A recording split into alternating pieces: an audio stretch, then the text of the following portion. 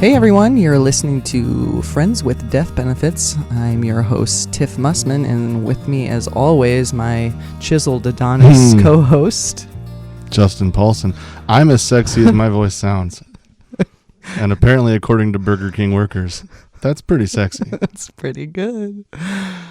Okay, so we decided to dive into some topics on the horrible shitstorm that is grief. Anybody that listened to the first episode, thank you. Yes. We appreciate it. Yes. Keep giving us feedback. Yeah. For sure. Ideas, yep. So today I wanted to touch on what I call the grief fog, and kind of wanted to just unpack that a little bit, talk about what it is, what does it look like for myself, what does it look like for Justin, what does it look like for you if you're experiencing something horrific. I think the first way I ever really was aware of the fog was probably the day after. I think the first sleep is tricky because usually at that point when you're ready to lay your head on your pillow and kind of crash, you're exhausted. You've been running a mile a minute.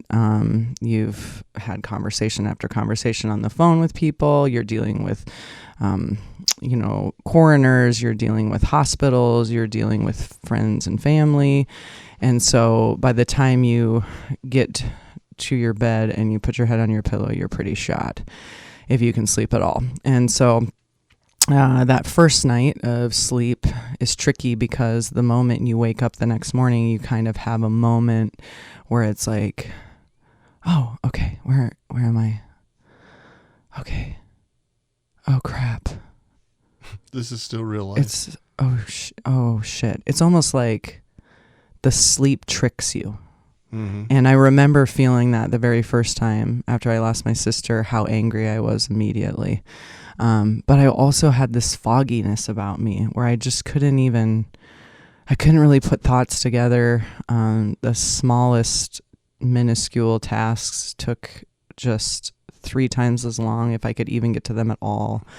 My husband, Kyle, he had to pretty much take care of me almost in an infancy type way. I couldn't be alone. Didn't want to be alone in my room. Didn't want to be alone in the bathroom while I showered. I couldn't drive for weeks.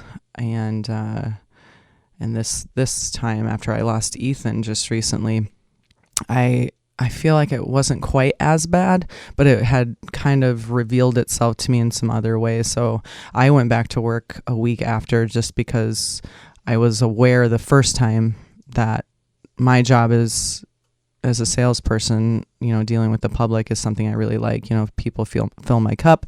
And so going back into the field seemed like a good idea. But I realized quickly, since I drive for my job, I found myself getting lost in neighborhoods I had been in 100 times.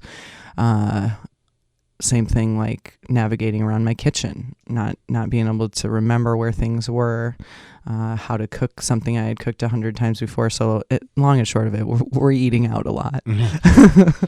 I assume just because the normal things that your brain does, and cognitive thought, the stuff that's going on is taking up so much more of your brain that you don't even have. Yeah, it's almost void of thought, and it's void of all regular routine, and you just kind of are existing, right? Wouldn't you agree with that? Yeah, I had a hard time going to bed the first night. Mm-hmm. I've been lucky enough, at least, and maybe I'm in denial about it, but I think I've been lucky enough to not really deal with any mental illness in my life. Everybody's got some good hang-ups, for you, but something that I need to be medicated for. Sure, to that right. extent, I've been lucky enough to not have to deal with anything like that, which sometimes surprises me because I've been through plenty in my life. Sure. But I would say if I've ever experienced a panic attack, it was that night. And if I wouldn't have had my wife there to make sense of it for me, I probably wouldn't have. I might have gone to the hospital. My chest felt really tight. I felt like I wasn't breathing right. And And then I paired that with the fact that I'd lost my mom that morning. Mortality seems very, very real all of a sudden. If I go to bed, am I going to wake up? You know what I mean? Like scary, you could die very easily all of a sudden. Like we're all just like sacks of meat walking around, just barely not dying every day. Like it's actually really unbelievable when you think about the things we do every day and somehow make it decades. You know what I mean? Most of us, like, because we're extremely vulnerable, poke in the wrong spot. And that's all she wrote. Yeah. And it's just like, for me, it's like I fought it. I fought it like a kid that doesn't want to go to bed. You know what I mean? Like they're like crying and mad and rubbing their eyes, and you're like, it's time for bed. And they're like, I'm not tired. And you try to put them to bed, and they're like, no, I just want to hug the cat one more time. And like they're just making every excuse in the world they can to not go to bed. And that's kind of how I felt that night. Okay. And then once I finally did, I was just like, I have to lay down. I remember like waking up out of a dead sleep at 4:30 in the morning. And like a light switch, all those thoughts from earlier in the day came back to me, and I just bawled like a baby. I woke my wife up crying in the dark room, just like, and she knew what was up. She didn't have to ask. But as much as I remember that day and as vivid as it is, it's just as blurry. Mm-hmm. You know what I mean? Yes. As strange as that sounds, as contradictory as that sounds. I'm sure there's things that happened that day that I said that I'll probably never recall. In the fog of it, you know. Yeah, right. I remember feeling like duped almost, or tricked, that the sleep had tricked me somehow, and that I had just, you rationalize it with yourself, like, I just got a grip on this. I just realized what had happened. Like, it's finally, like, I'm finally at the acceptance part of the day. And then your body shuts off and you sleep, and then you wake up and you're like, damn it, it's here, or like you have to kind of, when you wake up and you kind of stretch and you rub the little sleepy crusties out of your eye, and you're just kind of, and then you just, all of a sudden, this heaviness just washes over you, and it's tricky. It's tricky. For me, I felt like it was like the first couple weeks, I don't think there's a better word for it than fog, where I just felt like I was there, but I wasn't. Yes. And things were happening around me, but I wasn't concerned with them at all. Right. And people were concerned for me, and I didn't care about that at all either. And there was a 2-week time frame between my mom dying and her funeral, with, autopsy and different things like that. I know for you there was a lot shorter of a window, so you kind of all had to deal with it in one bang. But for me, it was like this strange, drawn-out thing. And another thing to be just completely honest about, and that's why we're here, is losing my mom was one thing, but her husband, I hate to say my stepdad, because I feel like that's a title that someone should earn. You know what I mean? Yeah. Like Kyle was Ethan's stepdad. Right. Mine was not my stepdad. He was the guy my mom chose to marry. But we could start a whole nother podcast on how horrible of a human being this guy is. But for lack of a better term, he did everything he could to make saying goodbye to my mom as difficult as it could be. He's very focused on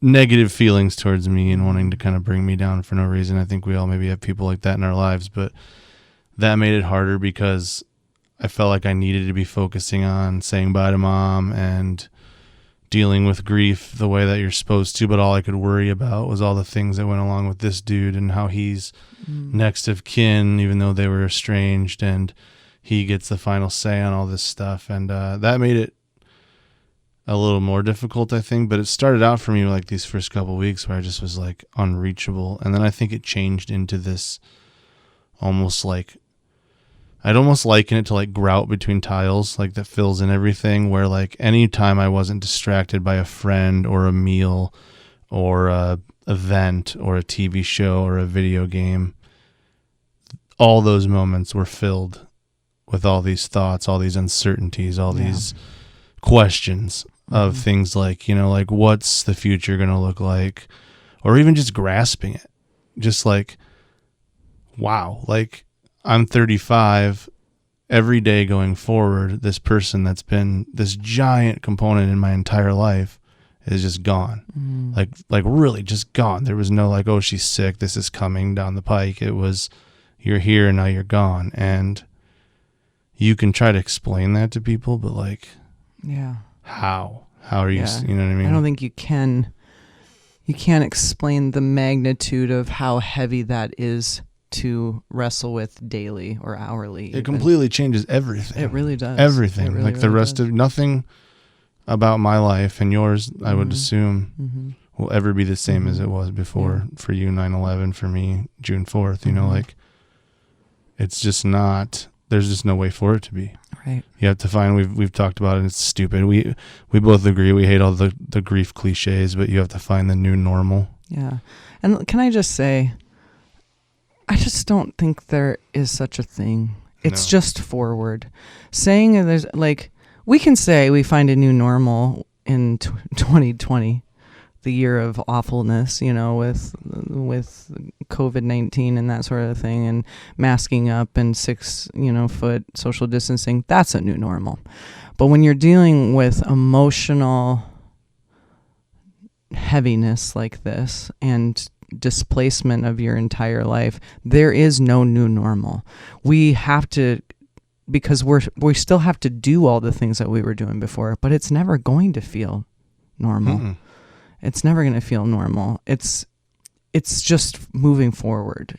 The only cliche that I would say that I can get behind is one foot in front of the other, because I would say often it's a very conscious effort for me to literally put one foot in front of the other, or to get in the shower, or to sit up in bed, or whatever.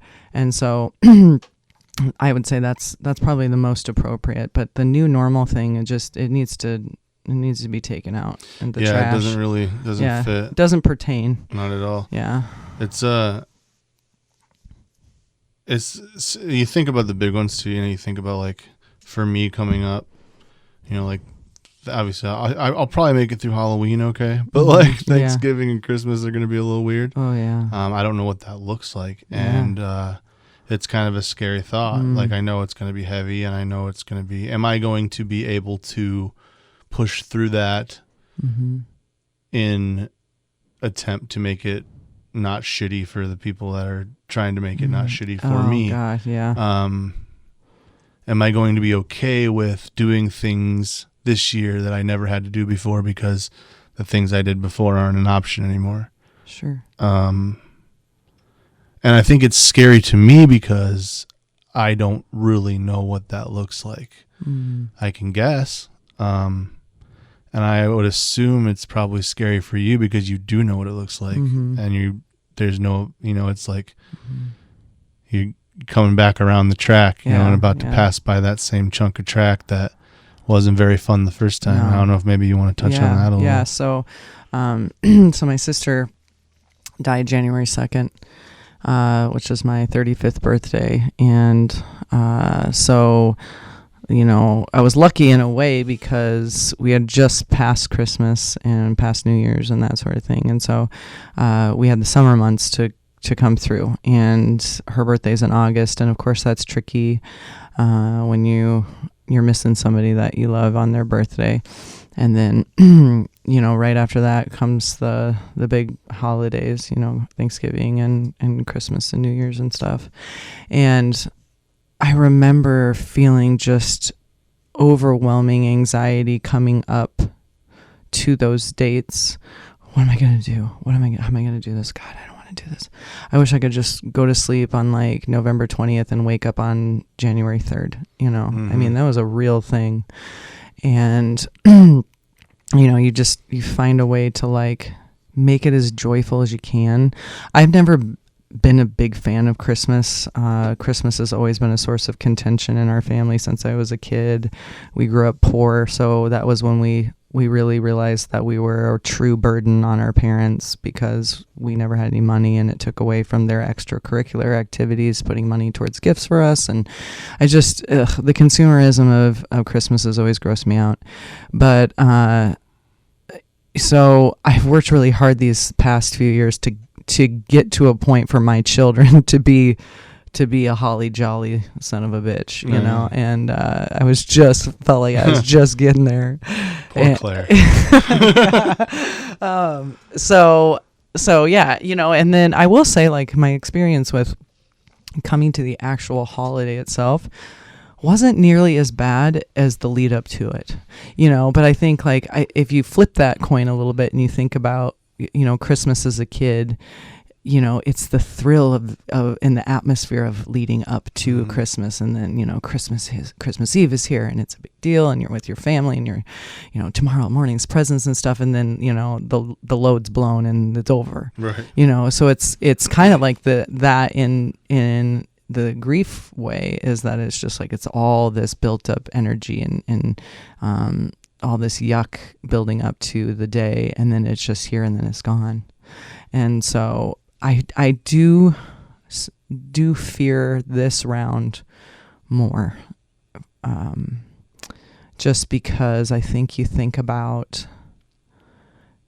more about your baby boy and Christmas mornings, and him not being able to sleep the night before because he's so excited for Santa, and, you know, the joy of opening his gifts, and you know, we had traditions of, like, going sledding on Christmas Day, or you know, getting a pizza and going to the movies, and, you know, and now that's none of those things. You know, I'll never see him roll his eyes at the stupid shirt I bought him. You know, it's like, so it's tough, and that is heavy. So I do have a lot more anxiety about the holidays coming up, in regards to Ethan, and more so for his sister Claire, you know, right. to go from having a pal on Christmas morning to throw balls of wrapping paper at each other's heads, and brag about the gift that you got and he didn't, you know, to being an only child. And that's a lot. And it's bad enough to, like, just to be dealing with it alone, but then to, like, how does not every other aspect of it not remind you of that fact? Yeah. You know, as you're going through each thing that goes along with the holidays, how are you not reminded of what you don't have? And the same thing for me is, it was always like, my mom always really went out of her way on Christmas and Thanksgiving. We were always lower middle class. She was a single mom a lot. But I never knew really, you know what I mean, how tight things probably were most of my life. My mom always made sure that we did all right, you know, and, you know, same thing, like, you remember all the Christmases and stuff, and, like, traditions and ones that you've tried to carry on. And for me, it's been, the last couple of years have been strange, because I did separate me and my wife from my stepdad, and decided that it wasn't worth having someone that toxic in our life. So the last few Christmases and Thanksgivings have been different, because my mom was always the type of person that wanted to just forego people's bad behavior for the betterment and the bigger picture of the holiday. Like, she would have much rather all of us pretended that he wasn't a giant jackass because it's Christmas and we should all be together in the same house. But she had a hard time understanding why that's not what I wanted Christmas to be. I didn't want to force myself to pretend to enjoy. And, like, why do we all of a sudden as a society put a pause button on the fact that you're an asshole? Yeah, that doesn't. Like, it doesn't. It doesn't work. Just, you know, yes, Jesus forgives, but right. It's like you're gonna go back. Well, this guy's been shitty to me since I was 6. But look, tree with lights, so we have to forget it today. It's like hot chocolate, and you know, it's fine. Yeah. Look, there's a turkey, so everything's okay. Yeah. Like, it's just not. And I wasn't willing to do that for me, or to put my wife through that anymore. Sure. So I would try to create new traditions, where the past couple of years we were always a Christmas Eve family. Most of our stuff was we'd go to church and we'd open presents and have dinner on Christmas Eve, and then Christmas morning was Santa. And which I always found strange because Santa would write thank you letters in the exact same handwriting as my mom, and I just something was up about that for sure. I was pretty on to her early on, but you think about that. I tried to make these new traditions where I would cook on Christmas Eve, and we would have my mom and my wife's dad, who's also kind of doesn't have a lot going on, and it was kind of the bad news bears misfits of our two families. And now even that bootleg Frankenstein version of a Christmas that I tried to create isn't there anymore. It's like, what do you do now? Like, what's the new? I don't know yet. And it's just around the corner. Yeah.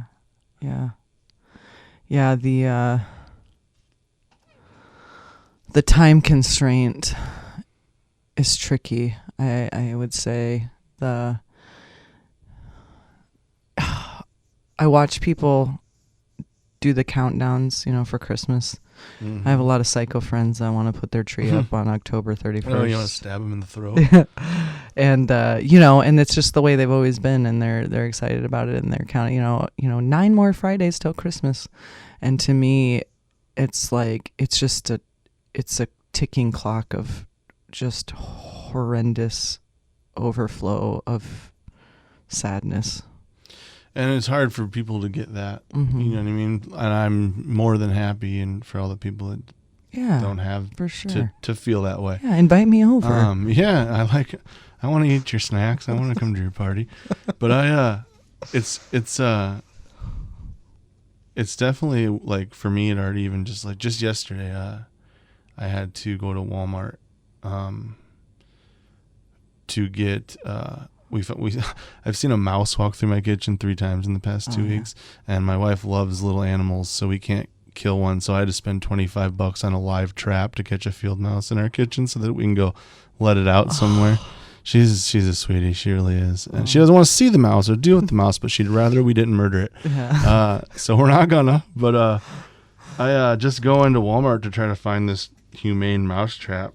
It's already like, you can see like Christmassy stuff, like they're like the displays, and the music hasn't started yet, but there's already that feeling in the air of like, atmosphere has changed. Oh, so and so would like that, or so and so would like that, and like part of you wants to be like, oh man, it's a fuzzy time of year, and then another part of you's like, nah, not so much, shit, it's like, and it's a tough tightrope to walk, and I don't know, it's gonna be It's I fear for the question, what do you want for Christmas?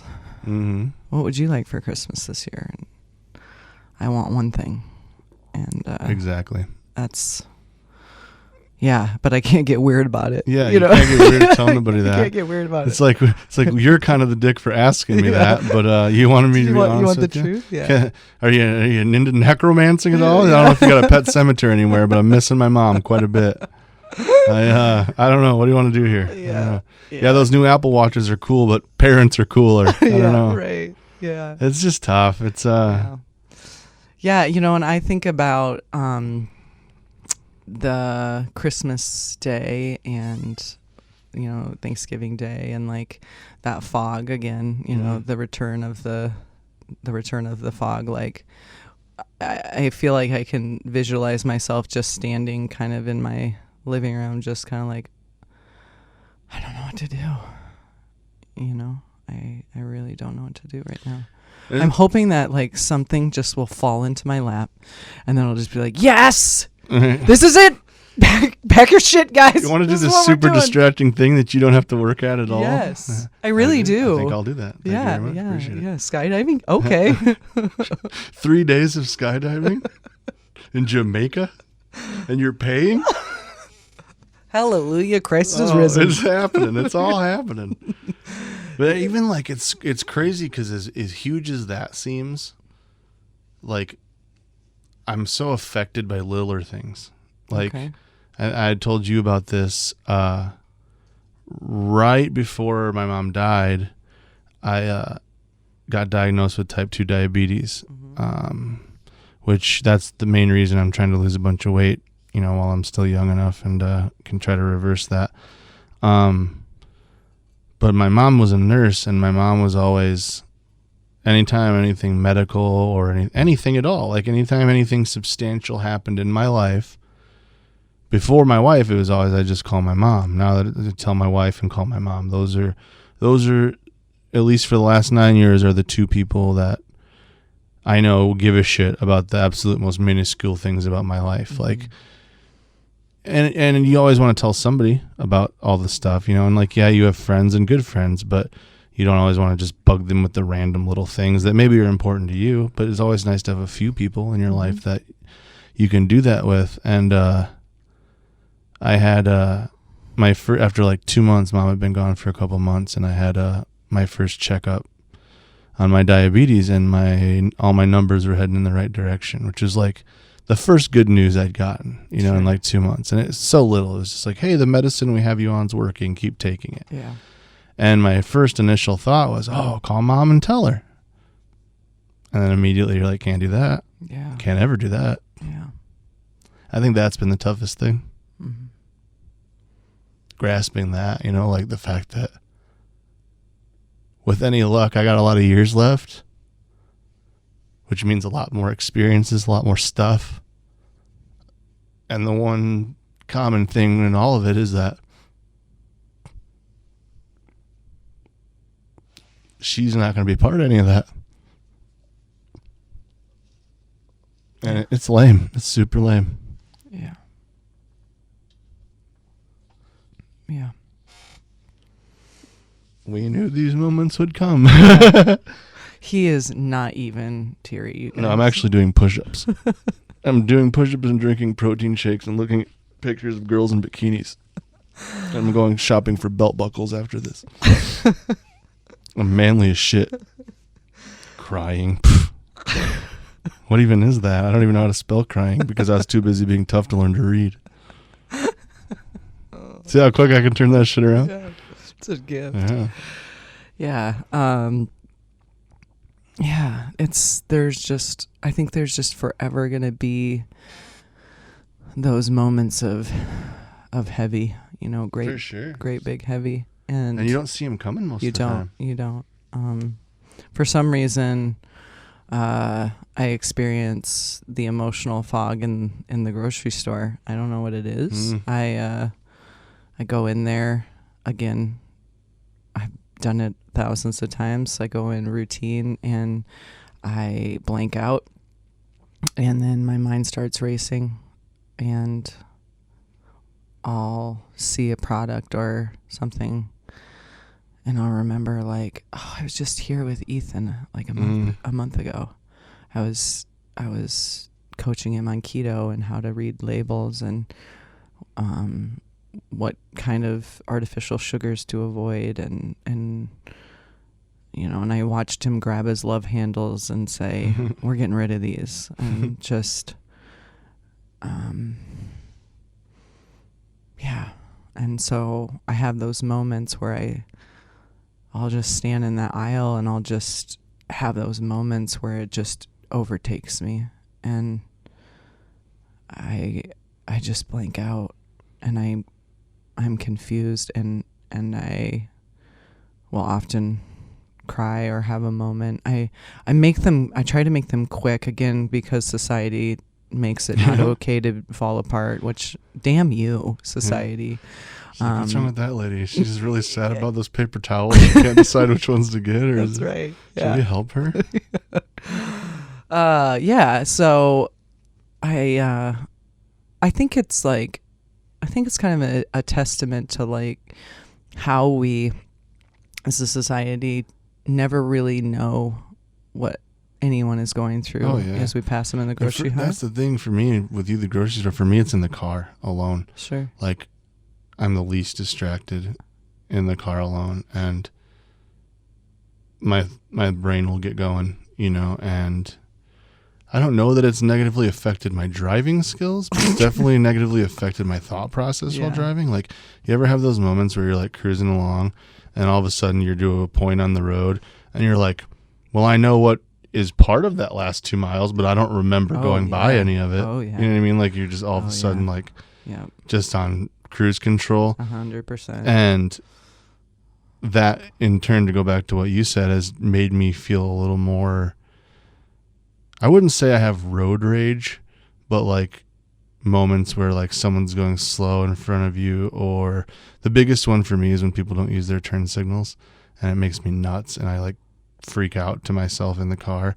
But since this has happened, I try to remember, like, chances are most of the time it's just an asshole, but maybe it's an asshole who's having a hard day. Right. You know what I mean? Yeah. And when I'm having a hard day, maybe I'll make a mistake. You know what I mean? I'm trying to, and maybe that's one of the few positives that comes from this kind of shit. Empathy for where you learn to look at the bigger picture. Yes. You know what I mean? Yes. Yeah. And so, when I, for a couple of years, if I would pass somebody in the grocery store or on the street or in the park, and you could just tell there was a moment of struggle, as uncomfortable as it makes me and probably makes them, I try to be a present person, like, hey, are you cool?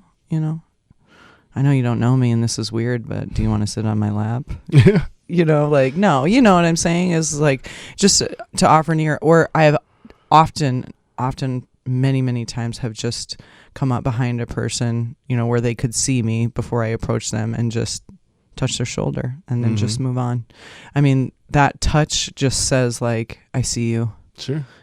Like what you're doing is normal, and it's okay that you're in the frozen food section having an ever-loving meltdown. Because it's hard to pick which chicken nuggets you want. I know, it's so many. Why are there so many choices? Not right. Yeah. And like, that's what's crazy too. If you think about like even something as simple as how many people you pass on a day-to-day basis, like in a hallway or, like on the street or whatever, where to a large portion of people you run into, even just saying hello to someone you don't know is way out of bounds. Yeah. You know what I mean? Like you say hi to someone, they like look at you. Like it's easier for someone to stare a hole through you awkwardly than to wave back or to say hello. Yeah. And but it can't stop you from doing it. No, but that's the point I'm making is if that's so hard for people, showing genuine concern, for the people that don't have that tool in the box, I can't imagine. You know what I mean? And that goes back to you saying like having people in your corner is the biggest thing going through shit like this. For those people that don't have people, like, and they don't know how to express that, I can't imagine. You know what I mean? Like, as awful as all of this has seemed, I can pick out pieces of light. You know what I mean? Like people that have been good to me. Yeah. People that have reached out to me. People that were there in tiny ways that maybe they don't think is a big deal, but is a huge deal. Yeah. And then there's, you have to talk about the negative too. Big shit like this happens in your life. I really feel that people show their true colors. Yeah. And it opens your eyes sometimes to people that you thought had your back a lot more than they really did. Sure. And it forces you to reevaluate relationships, situations where you're like, wow, like I've never in my life been in a position where I needed that person more. Yeah. And they weren't there. And I could have asked them, but I shouldn't have to. Yep. You know what I mean? Yep. Yep. There's that too. Yep. So it's like there's all these shining moments of like, wow, that was amazing. And there's like, wow, I did not see that coming from that person. Yeah.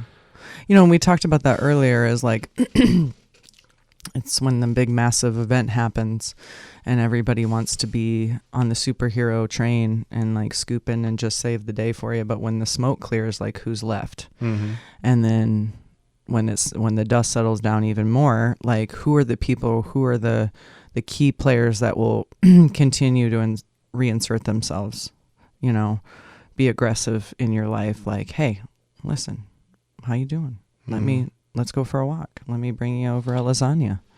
Yeah, for sure. Justin really wants that lasagna. I guess it just like, it seems like a little like reaching now. You know what I mean? I'm just not sad enough for the free lasagna today, but I would take it. But it's just holy cow, it goes back to like, I needed you to make me cheesy pasta dishes and you didn't. And I thought of all the people I know, I was sure that you would, Look at your figure. I know you eat I pasta. assumed that we've been through enough together that you would boil a few noodles for me, but I'm unfortunately disappointed that you couldn't take time out of your busy schedule to be there when I needed you.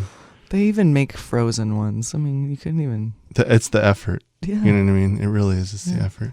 I made Tiff soup. Yeah, Justin came over the day after Ethan's funeral and brought me his mom's chicken and rice soup. So it was the soup that his mom made him when he was feeling yucky, and I thought it would be nice, sentimental, and really good. Tastes good. So yeah, it was great. And then he spent about 40 minutes sitting and crying in my living room. Yeah, we just had some living room cries. Yeah, It's, no big deal. Yeah. What, you've never eaten soup and cried before? Sometimes you just have to stroke a basset hound and cry on your friend's couch. That's sometimes, right. Yeah. Shout out to Todd. Yeah.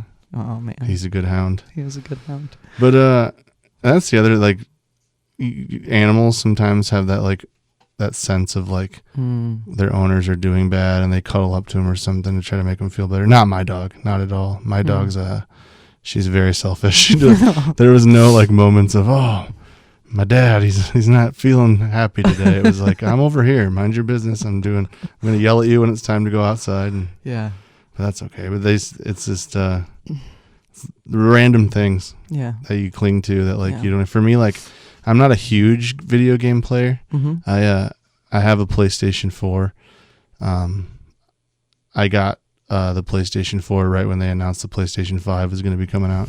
I'm pretty excited about the 5 for when the 6 comes out. That's going to be a good summer in like 7 years. I'm pretty excited. I've never had that. Like, I've always been behind on technology like my whole life. My mom wouldn't get internet early on, and like I just like all the stuff that like everyone else was doing, I just couldn't do. But even though I bought a video game like the day before Mom died, ironically, and it was one of those games where it's just like this really like extended like story, like open world, you can just wander around. And I sat and played that game for probably 6 hours a day for like 2 weeks after Mom died, because getting lost in that random video game world was like made it so I didn't have to think about everything else. Like nothing else was able to distract me. Yeah. And that just worked somehow. Yeah. And I think you gotta cling to it. You know, you gotta cling to whatever makes you feel good in the moment. And we had a rule really early on in the first couple days that there were no rules. There's no rules, no judgment, no boundaries. So if you needed to sleep in the bathtub while you ate a whole thing of Chips Ahoy's, then it's cool. I'm not judging you. You don't want to brush your teeth for 7 days? Cool. You know, like you feel like sleeping when you sleep. You want to binge watch, Grey's Anatomy. You go for it. All of that was Claire. Sure, yeah. All of that was Claire. But, we just didn't know how to navigate it. We were just so foggy. But I think having that conversation early and saying, like, you do what you need to do and what feels good to you in this moment. And short of like cocaine and heroin, everything else is pretty much on the table.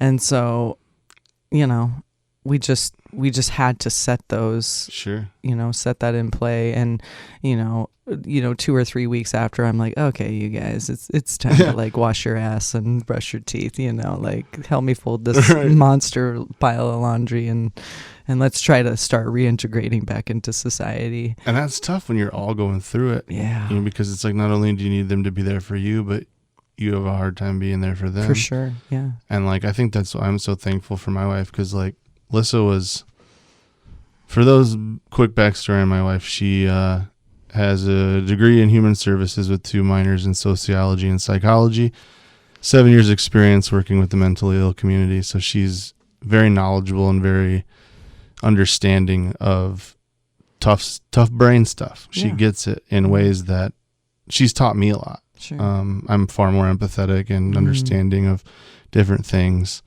all the way, from mild depression all the way up to, you name it, things I'm too uneducated to even pretend to be able to lay that spectrum out for anyone.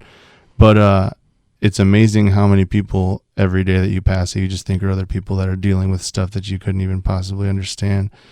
And because she has that ability, my mom was like a mom to her too. I was lucky enough that I know a lot of people don't get along with their in-laws, but my mom and Melissa took to each other right away. And she was able to like shut it off for me. Mm. Which I didn't expect out of her. I didn't ask for that, but like she was able to like immerse in you. It literally just shut it off. Like there's no way she wasn't feeling just as screwy as I was. And she was able to go, this is what I have to do right now. I'll deal with it when I can, when he's strong enough to. And that's far from anything I could have expected, but it's what she did. Yeah. And I'm thankful for it. Not everyone's that lucky to have that. Mm-hmm. But I don't think without that I would have been where I am right now. I'm far from out of the woods, but I'm farther through the trees than I would be otherwise, I think. But she, has the ability to look through that fogginess sometimes for me and see the bigger picture. And she told me the same thing. She told me early on. She said, whatever it is you need to do, do it. Yeah. However you need to feel it. She said, but you got to find a way to get back. She said, you got to find a way to get out of it because it'll change you and it'll turn you into something different you don't want to be in. Yeah. I didn't necessarily get that at first. Yeah, you do now. But it didn't take long before I understood exactly what she was saying for sure. Mm-hmm. Yeah, it is. It's a monster that will eat you up for sure. And it takes intention and a lot of strength on an hourly basis to not be consumed by it, I think. And I think it goes back even more to the heart of why we're doing this is because I thought about like 2020 especially, like my comedy career was going super good, and in March I did my first paid comedy club spot in Des Moines. Like I had a check written out to me by an actual comedy club. It wasn't just like somebody rented the room out and booked me, or it wasn't like we're doing it on our own. Like that comedy club wanted me to perform at their club and they wanted to pay me to do it. And to me that was like 3 years of climbing, driving 5 hours to perform to nobody just because you love it. And we were so busy and everything was looking so promising. And then COVID happens and we had to cancel 21 shows in April and May. So every weekend that came by, I was thinking about these places I should be performing, making money to help my household. Mm-hmm. I turned something I loved into a job. Like I felt really like,